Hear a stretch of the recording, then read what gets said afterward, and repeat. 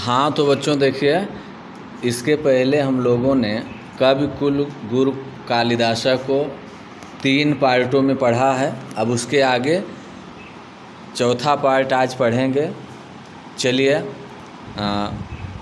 चलते हैं अपने पाठ्यक्रम पर। और आप लोग अपने पास किताब रखेंगे, कापी कलम रखेंगे, कठिन शब्दों को नोट करते चलेंगे और पढ़ने के बाद पूरे गद्यांश का अनुवाद अवश्य करेंगे। चलिए चलते हैं। वस्तुतः कालिदासः मूर्धन्यतमः भारतीय कविरस्ति। वस्तुतः कालिदासः मूर्धन्यतमः भारतीय कविरस्ति। वस्तुतः वास्तव में कालिदास जी मूर्धन्यतमः सबसे श्रेष्ठ भारतीय कविरस्ति। कविरस्ति का विच्छेद करेंगे तो हो जाएगा कवि धन अस्ति। कवि माने कवि और अस्ति माने हैं। तो वास्तव में कालिदास जी सबसे श्रेष्ठ भारतीय कवि हैं। एकतस्तस्य कृतिषु काव्योचित गुणानां समाहारः दृश्यते। अपरतश्च भारतीय जीवन पद्धते सर्वांगीणता तत्र राराजते। एकतः एक तरफ, तस्य कृतिषु उनकी रचनाओं में, काव्योचित गुणानाम, इसका विच्छेद करेंगे तो हो जाएगा काव्य धन उचित गुणानाम। काव्योचित गुणों का समाहारः समूह दृश्यते दिखाई पड़ता है। एकतः तस्य कृतिषु काव्योचित गुणानाम समाहारः दृश्यते। एक तरफ उनकी रचनाओं में काव्योचित गुणों का समाहार दिखाई पड़ता है। अपरतः धन चा और अपरतः दूसरी तरफ भारतीय जीवन पद्धतेः, भारतीय जीवन पद्धति की सर्वांगीणता तत्र उनकी रचनाओं में राजते सुशोभित होती है। तो एक तरफ उनकी रचनाओं में काव्योचित गुणों का समाहार दिखाई पड़ता है और दूसरी तरफ भारतीय जीवन पद्धति की सर्वांगीणता उनकी रचनाओं में सुशोभित होती है।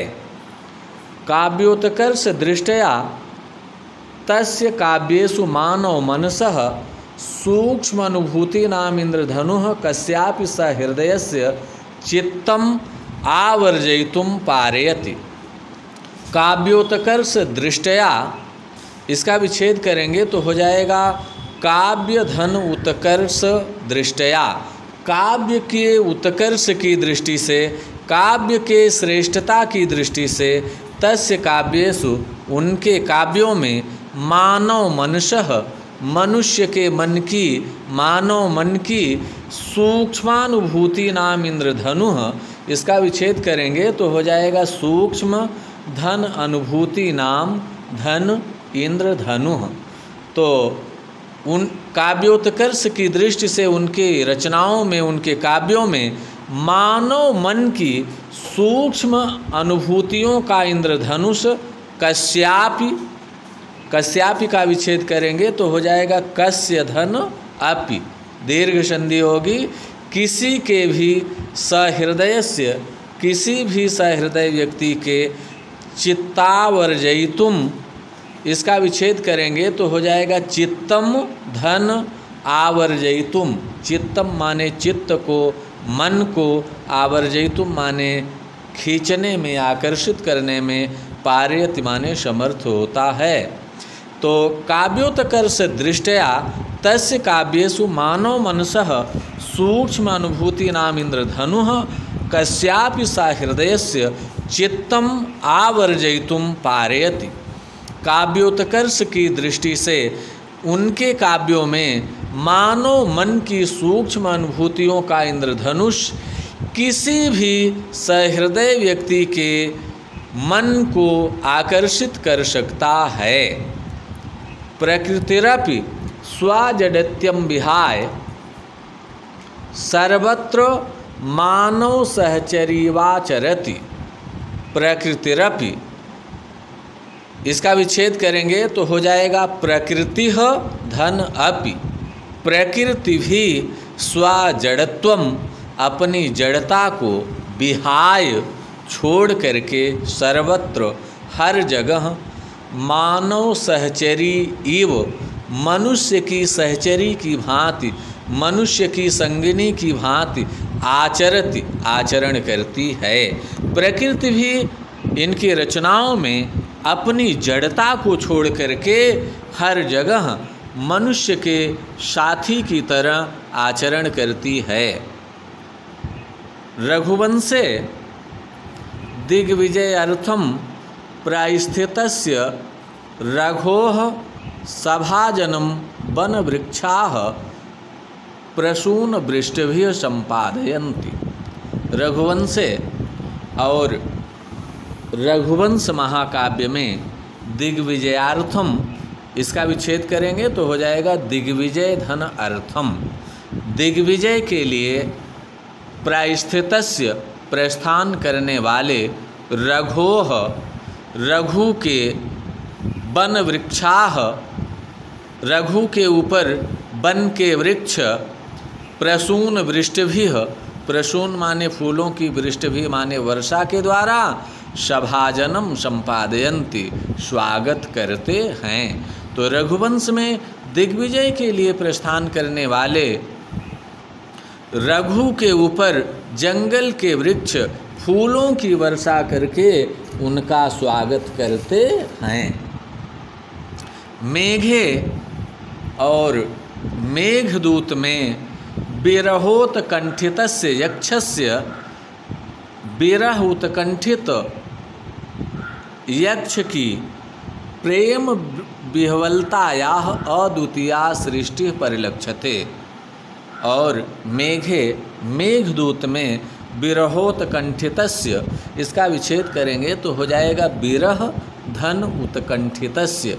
विरह से उत्कंठित, विरह से पीड़ित यक्षस्य, यक्ष की प्रेम विह्वलतायाः, प्रेम की विह्वलता की अद्वितीया सृष्टि, अद्वितीय सृष्टि, अद्वितीय रचना परिलक्षते दिखाई पड़ती है।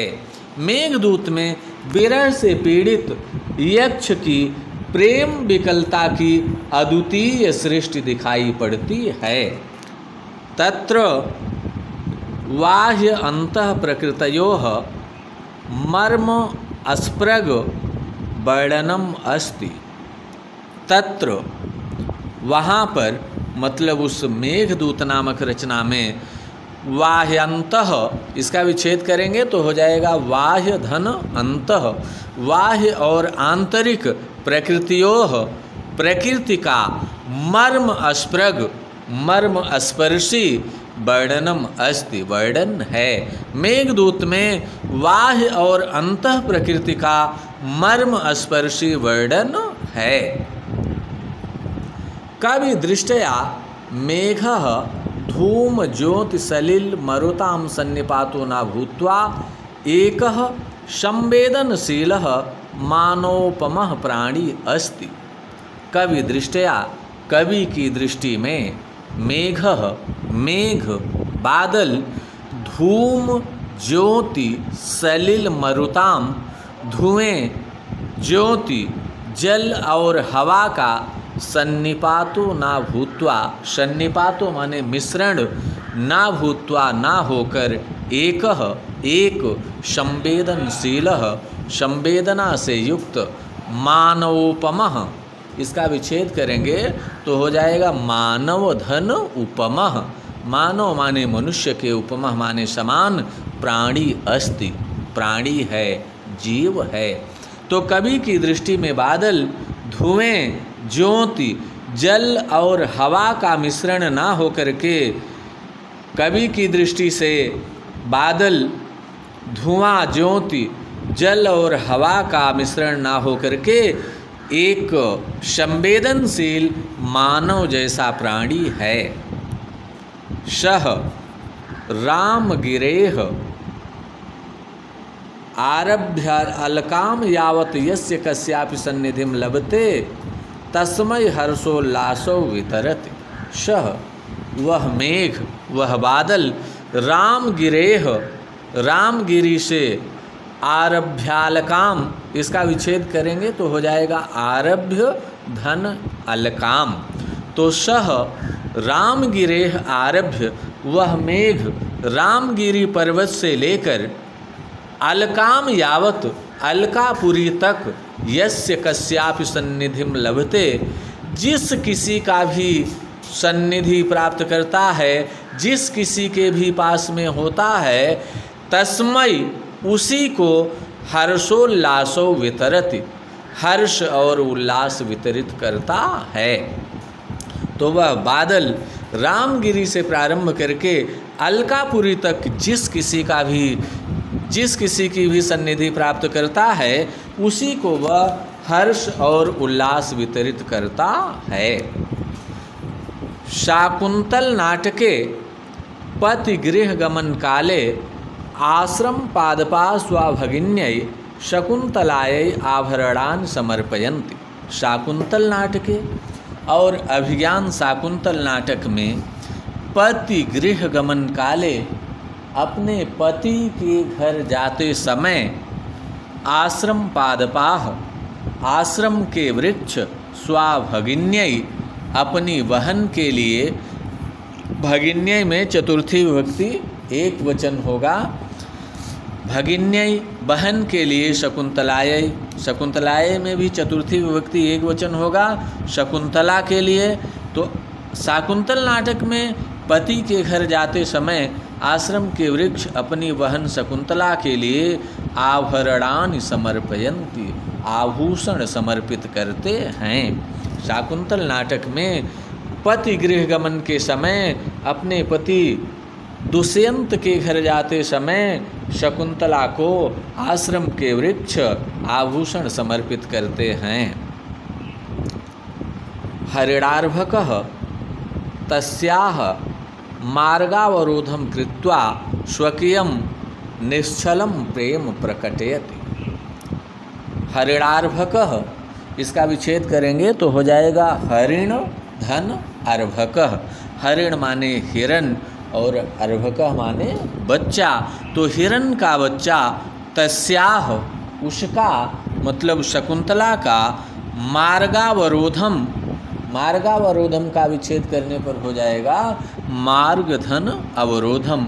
मार्ग माने रास्ते को, अवरोधम माने अवरोध करके, मतलब रोक करके, कृत्वा करके, स्वकीयम अपने, निश्चलम निष्कपट निश्चल, प्रेम प्रकटयत प्रेम को प्रकट करता है। तो हिरण का बच्चा शकुंतला के मार्ग को रोककर उनके प्रति अपने निश्चल प्रेम को प्रकट करता है। एवं एव नद्यः प्रेयस्य एव आचरन्ति। एवं एव, इसी तरह से, नद्यः, नदियाँ भी, प्रेयस्य एव, प्रेयसी जैसा ही, सखी जैसा ही, मित्र जैसा ही, आचरन्ति, आचरण करती हैं। इसी तरह से नदियाँ भी मित्रवत व्यवहार करती हैं, मित्रों जैसा आचरण करती हैं। सूर्यः अरुणोदय वेलायाम स्वप्रियतमायाः नलिन्याः तुषार बिंदु रूपाणि अश्रूणि स्वकरैः परिमृजति। सूर्य और सूर्य, अरुणोदय बेलायाम, इसका विच्छेद करेंगे तो हो जाएगा अरुण धन उदय बेलायाम। अरुणोदय बेला में, प्रातः काल में, सूर्य उदय होने की बेला में, स्वप्रियतमायाः, अपनी प्रियतमा, नलिन्याः, नलिनी के, कमलिनी के, प्रियतमायाः और नलिन्याः दोनों में षष्ठी विभक्ति एक वचन का रूप है। तो सूर्योदय, सूर्योदय बेला में, प्रातः काल में अपनी प्रियतमा कमलिनी के तुषार बिंदु रूपाणि, तुषार की बूंद रूपी अश्रूणि, आंसुओं को, स्वकरैः, अपनी किरणों से, अपने किरण रूपी हाथों से परिमृजति पोंछता है। सूर्य अरुणोदय बेला में, सूर्योदय बेला में, प्रातः काल में अपनी प्रियतमा कमलिनी के तुषार की बूंद रूपी आंसुओं को अपने हाथों से पोंछता है। एक बार फिर से इसी पैराग्राफ को देखेंगे, एक बार दोहराएंगे इसी पैराग्राफ को। वस्तुतः कालिदास मूर्धन्यतमः भारतीय कविरस्ति। वास्तव में कालिदास सर्वश्रेष्ठ भारतीय कवि हैं। एकतः तस्य कृतिषु काव्योचित गुणानां समाहारः दृश्यते। एक तरफ तो उनकी रचनाओं में काव्योचित गुणों का समाहार दिखाई पड़ता है। अपरतश्चा भारतीय जीवन पद्धति सर्वांगीणता तत्र राजते। और दूसरी तरफ भारतीय जीवन पद्धति की सर्वांगीणता उनकी रचनाओं में सुशोभित होती है। काव्योत्कर्ष दृष्टया तस्य काव्येषु मानव मनसः सूक्ष्म अनुभूतीनाम् इंद्रधनुः कस्यापि सहृदय से चित्तम आवर्जयितुं पारयति। काव्य के उत्कर्ष की दृष्टि से उनके काव्यों में मानव मन की सूक्ष्म अनुभूतियों का इंद्रधनुष किसी भी सहृदय व्यक्ति के मन को आकर्षित कर सकता है। प्रकृतिरपि स्वाजडत्वं विहाय सर्वत्र मानव सहचर्यवाचरति। प्रकृति भी उनकी रचनाओं में अपनी जड़ता को छोड़ करके हर जगह मनुष्य के साथी की तरह आचरण करती है। रघुवंशे दिग्विजय अर्थम प्रस्थितस्य रघो सभाजनम वनवृक्षा प्रसून वृष्टि भी संपादयन्ति। रघुवंश में दिग्विजय के लिए प्रस्थान किए हुए रघु के मार्ग के जंगल के वृक्ष फूलों की वर्षा करके उनका स्वागत करते हैं। मेघे विरह उत्कंठितस्य यक्षस्य प्रेम विवलताया अद्वितीया सृष्टि परिलक्ष्यते। और मेघदूत में विरह से पीड़ित यक्ष की प्रेम विकलता की अद्वितीय रचना दिखाई पड़ती है। तत्र बाह्यन्तः प्रकृत्योः मर्म स्पृग वर्णनम अस्ति। उस रचना में बाह्य और आंतरिक प्रकृति का मर्मस्पर्शी वर्णन दिखाई पड़ता है। कवि दृष्टया मेघ धूम ज्योति सलिल मरुतां सन्निपातो न भूत्वा एकः संवेदनशीलः मानव उपमा प्राणी अस्ति। कवि की दृष्टि में बादल धुएं ज्योति जल और हवा का मिश्रण ना होकर के एक मानव जैसा संवेदनशील प्राणी है। सा रामगिरेह आरभ्य अलकाम यावत यस्य कस्याप सन्निधिम लभते तस्मै हर्षोल्लासो वितरत। वह रामगिरी पर्वत से लेकर के अलकापुरी तक जिस किसी की भी सन्निधि प्राप्त करता है, जिस किसी के भी पास में जाता है, तस्मै हर्षोल्लासो वितरत, उसी को वह हर्ष और उल्लास देता है। शाकुंतल नाटके पतिगृह गमन काले आश्रम पादपाह स्वभगिन्ये शकुंतलाय आभरणान समर्पयन।